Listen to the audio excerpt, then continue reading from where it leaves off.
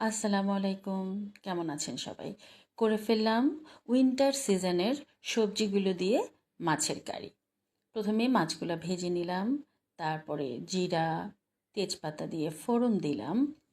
ফোড়নের তেলে দিয়ে দিলাম কুচি করা পেঁয়াজ। পেঁয়াজগুলোকে নেড়ে চেড়ে পানি শুকিয়ে নিব। তারপর অ্যাড করলাম টমেটো, কুচি করা টমেটো অ্যাড করলাম, green chilli paste, ginger garlic paste. কিছুক্ষণ নেড়ে চেড়ে নিব।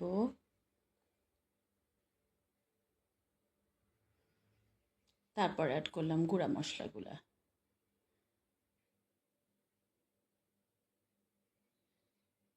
সামান্য একটু পানি দিয়ে দিব যাতে মশলাগুলা না পুড়ে যায়।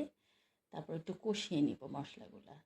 তারপর একটা একটা করে সবজি অ্যাড করব।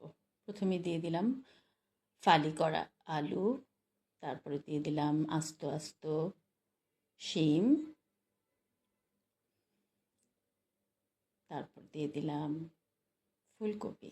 সবগুলো সবজি আমার ফেভারিট। আমি আবার একটু সবজি লাভার, সবজি খেতে পছন্দ করি। আমার মেয়েও এই তরকারিটা খেতে ভীষণ পছন্দ করে।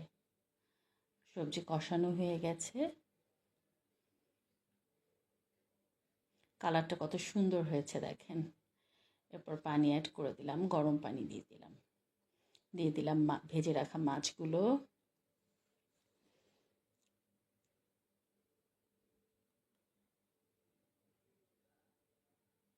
তারপর দিয়ে দিলাম সামান্য জিরার গুঁড়া, ভাজা জিরার গুঁড়া।